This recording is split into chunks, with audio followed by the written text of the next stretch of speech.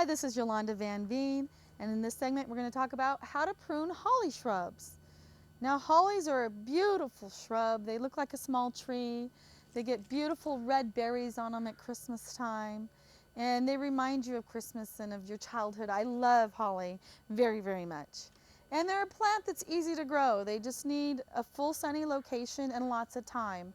It takes 5 to 8 years sometimes to get berries on your trees, and sometimes that they produce berries even earlier than that. So there's a few rules that you should follow when you're pruning your hollies. These are just small shrubs, but this actually is starting to produce some berries. And those are going to color up and turn red here. It's only October, so by Christmas those should be red. So ideally, you probably shouldn't prune them in the fall because you don't want to lose any of the berries. So the best time to prune your hollies are after they're done producing berries. So in the spring or the early spring or middle of winter, once Christmas is over, that's the best time to prune them back. Because if I prune them back now, they haven't set their berries and I might lose some of the berries. But saying that, the spring and the fall is the best time to prune them, or even in the middle of winter.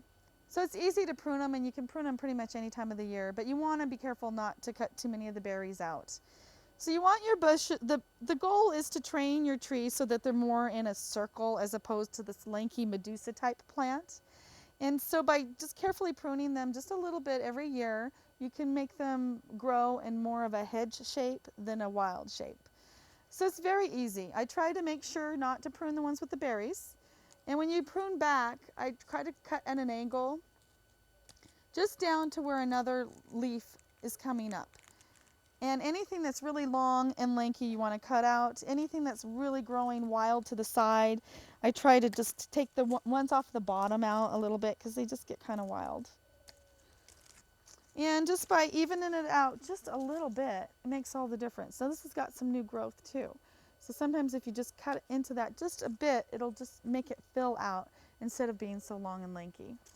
So this one as well, it's already grown a little bit wild, and it's to one side. But if I slowly trim it back a bit, it will eventually fill out and come more this direction. So on this one, I'm actually going to chop it back quite a bit. And this is where 3 of the branches meet, so I'm going to cut that back. And this one as well, I'm going to cut it all the way down so that these side branches will fill out. And the same thing. A lot of times too, I'll just leave them a little bit on wild because they will grow berries on the sides as well. But it's important when they're really short and young like this to train them so that they're not so long and lanky. And that way you'll get more berries and lots more tree in the end.